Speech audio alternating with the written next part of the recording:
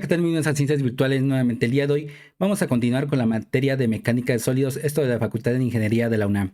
El día de hoy vamos a ver el subtema 3.6, factor de diseño. Y bueno, para empezar con ello, vamos a recordar algunos conceptos que ya hemos visto, pero que los vamos a estar recordando en cada uno de los videos. Y bueno, como se estudió con anterioridad, que los miembros estructurales son sometidos a cargas estáticas y dinámicas, pero también a otras condiciones de servicio que además son erráticas. ¿Qué significa errática? Que son variables, no son constantes, sino que van cambiando. Entonces, por lo tanto, las cargas pueden ser del tipo estática y luego se pueden convertir en dinámicas o viceversa, ¿ok? Y además también tendríamos otras cargas, por ejemplo, debido a la fatiga, ¿ok? Que es uno de los problemas que hay dentro de las estructuras cuando empiezan a fallar. Obviamente en el último, lo que sería el último tema, el tema 8, vamos a ver el concepto de falla. Hay varios criterios para puntualizar sobre la falla y dentro de ellos pues vamos a ver, a recordar, más bien a recordar lo que son los materiales dúctiles y frágiles. Y bueno, dentro de ellos está el criterio, bueno, el que se va a estar mencionando es el criterio de von Mises-Henke, ¿ok? Entonces, por lo tanto, tenemos que solidificar este tema en general para poder tener nociones fuertes para lo que sería el tema 8. Bueno, ahora nos dice, por ello debemos establecer un esfuerzo de diseño como margen de error en los cálculos.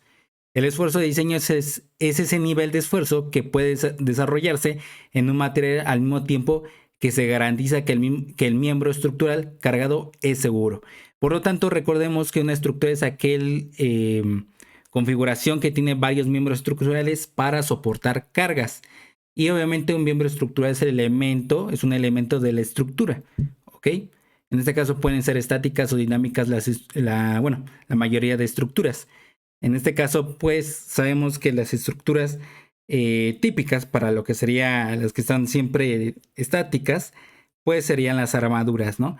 Y eso, bueno, no nos compete a nosotros como ingenieros mecánicos, sino a los ingenieros civiles, pero podríamos tener esas nociones sobre lo que sería precisamente que están bajo cargas estáticas estos miembros, más bien estas estructuras, las armaduras.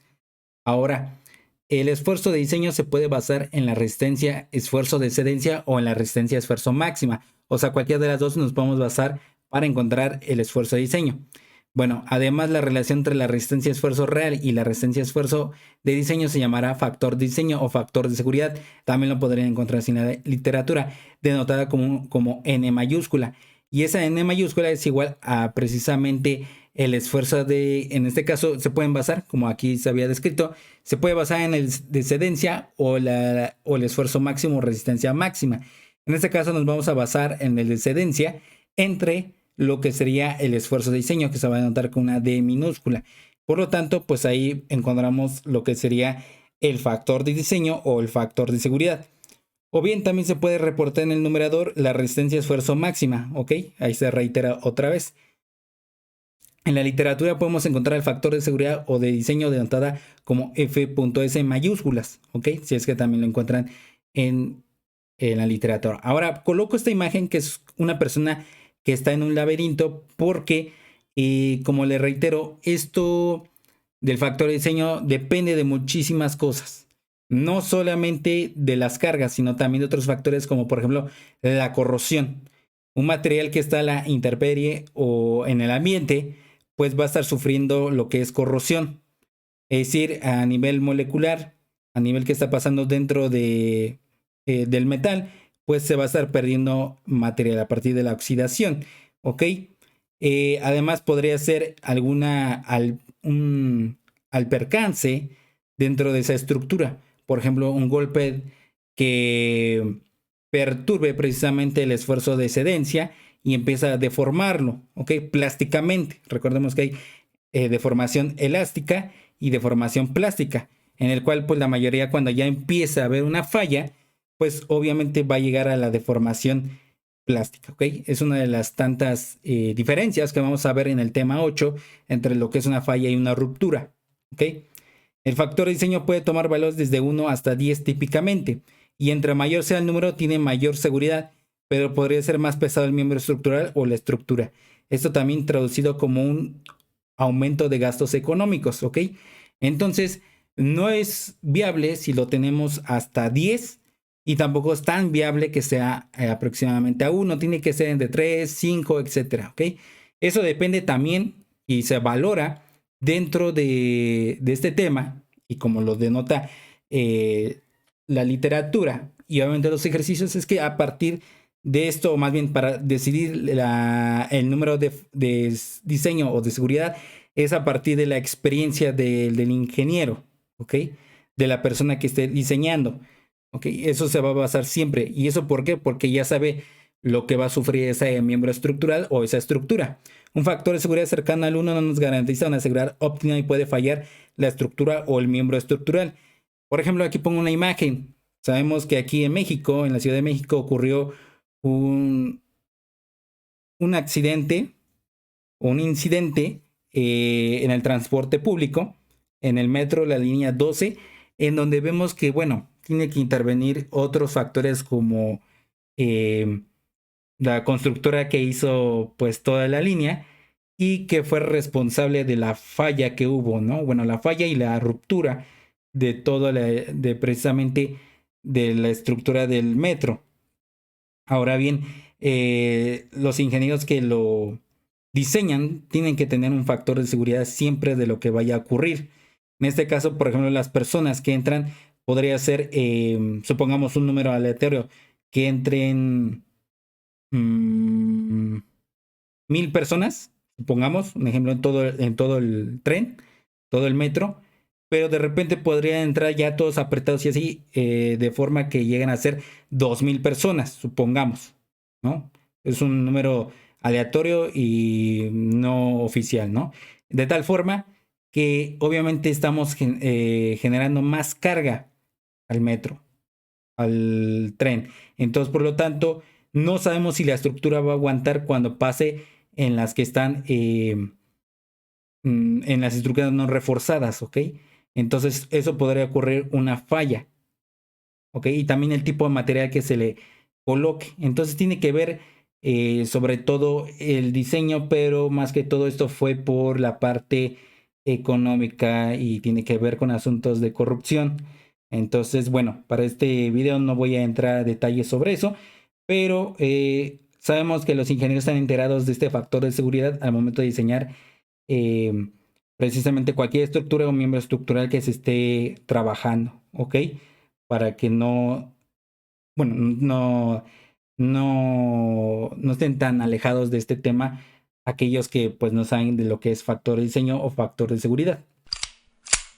Ahora bien, la determinación del factor de diseño son demasiados, entonces vamos a ver lo más típico que se podría encontrar y lo que he estado reiterando con la anterior diapositiva. Para obtener un factor de diseño adecuado se debe considerar diferentes condiciones como probabilidad de sobrecarga accidental de la estructura debido al exceso de cargas de diseño, cargas estáticas o dinámicas, falla por fatiga, inexactitudes de construcción, variabilidad en la calidad de la mano de obra, variaciones en las propiedades de los materiales, deterioro debido a la corrosión u otros factores ambientales, falla gradual o repentina, catástrofes no típicas. Bueno, este último podría ser, por ejemplo, huracanes o terremotos, ¿no? Bueno, aquí en la Ciudad de México al menos sí hay sismos muy frecuentes, entonces también debemos de considerarlo, ¿ok? Dentro de la literatura también se considera ese tipo de catástrofes no típicas. Si nos fuéramos al norte del país, y bueno, ya sería en Estados Unidos, pues obviamente también cargas por lo que sería la nieve, también están consideradas, ¿ok? Los factores de diseño pueden ser tomados a partir de la experiencia y por códigos estándares como las siguientes asociaciones estadounidenses. Por ejemplo, el Instituto Americano para la Construcción en Acero, el AISC, como por ejemplo ellos están siempre considerando este número de factor de diseño o de seguridad en edificios, en puentes, en estructuras similares que utilizan acero, ¿ok? Para la Asociación del Aluminio, Aluminum Association, tenemos lo que serían edificios, puentes y estructuras similares que utilizan aluminio, ¿ok? Y tenemos la Asociación Americana de Ingenieros Mecánicos, ASME, American Society of Mechanical Engineers, ¿ok? Como son las calderas, recipientes a presión, sistemas de ejes de transmisión y otros componentes mecánicos. Y bueno, ellos están bajo códigos precisamente códigos o lo que serían estándares para los cuales se les considera, bueno, se consideran ciertos números del factor de diseño o de seguridad, en el cual pues en sus propias páginas oficiales, ahí tienen, ahí lo tienen colocado en qué número deben de colocarse para los edificios, para los puentes, para las estructuras, para calderas, recipientes a presión, etcétera, ¿ok? Y bueno, aquí están sus logos oficiales de estas asociaciones. Bueno, de acuerdo a la literatura de Robert Mott, tenemos diferentes valores para los esfuerzos de diseño como se observan a continuación. Por ejemplo, aquí nos dice en forma de carga, puede ser estática, repetida y de impacto o choque. Por ejemplo, para un material dúctil, ahí tenemos el esfuerzo de diseño que están de esta forma, sigma y una D como subíndice, de tal forma que aquí, por ejemplo, se basaron en el esfuerzo de cedencia, SY entre 2. Y de igual forma aquí, por ejemplo, son los esfuerzos máximos, SU, ¿ok? Y por ejemplo, tiene su número de factor de diseño de seguridad de 8, 2, 12, 6, 10, 15, pero aquí vean que es diferente esta columna con esta columna porque este es para un material dúctil y un material frágil, ¿ok? Entonces son diferentes los números que se denotan, ¿ok? Por ejemplo, aquí requiere un factor de diseño de 15, que es mucho mayor a un material dúctil, pero está en una carga estática, mientras que un impacto de choque para un material frágil debe ser de hasta 15, ¿ok? Y ahí lo coloco, ¿no? Los esfuerzos de excedencia también se pueden dar como S con un subíndice Y. Y el esfuerzo máximo podemos verlo como SU, ¿ok? Si es que lo encuentran así en la literatura también. O bien a partir de los códigos estándares de las asociaciones anteriormente nombradas. Por ejemplo, la asociación del aluminio y lo que sería la asociación AISC, ¿ok? Diseño por esfuerzo permisible, que en este caso va a ser precisamente el de excedencia. Y va a ser el esfuerzo de diseño que es igual al esfuerzo de excedencia entre 1.67, o bien también se puede basar como 0.60 por el esfuerzo de excedencia. En este caso vean que es diferente, más bien es igual, solamente que bueno, ya se hizo precisamente el cálculo de hacer la división de 1 entre 67, el cual, bueno, lo redondean a 0.60. O bien se pueden basar en el esfuerzo máximo, en el cual el esfuerzo máximo es entre 2 y por lo tanto es 0.50 por el esfuerzo máximo. Y por ejemplo para el aluminio aquí también, ¿no? Es lo mismo. Entonces más que todo esto es por experiencia, ¿ok? Ellos lo ven por experiencia. Eso ya depende de cada uno de ustedes también al momento de estar involucrados en el campo laboral, ¿no? Cuando se estén ya con muchos antecedentes de cómo se va manejando o cómo se va diseñando y manejando todas las estructuras que se les puede estar presentando. Tablas de las propiedades mecánicas para el acero y aluminio. Por ejemplo, aquí tiene una recopilación de los libros. Por ejemplo, aquí tenemos el material, que en este caso son aceros al carbón, aquí le dicen así.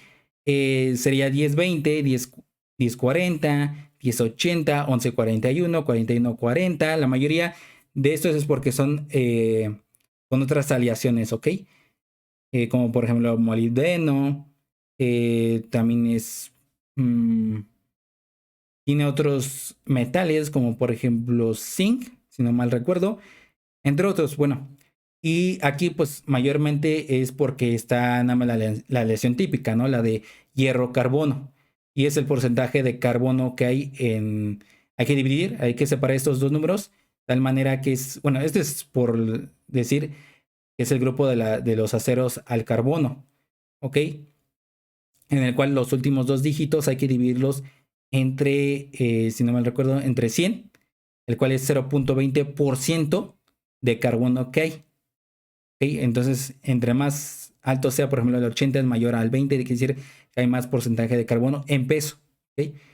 Y aquí está la condición que tiene esos materiales, que son los tratamientos térmicos que ya habíamos mencionado con los anteriores videos sobre lo que serían los materiales dúctiles y frágiles. Aquí, por ejemplo, nos dice UQT significa templado y enfriado en aceite, mientras que WQT significa templado y enfriado en agua. Es diferente los templados, ¿ok? Tanto en aceite como en agua.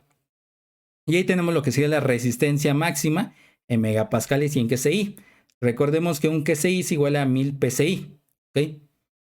A la resistencia a la excedencia, igual tenemos las unidades QSI, megapascales y lo que sería el porcentaje de alargamiento. ¿ok? La mayoría de aquí son dúctiles, ¿ok? Recordemos que un 5% mayor significa que sería dúctil, ¿ok? Menor al 5% sería frágil. Y aquí tenemos, por ejemplo, para aleaciones de aluminio, las familias, ¿ok?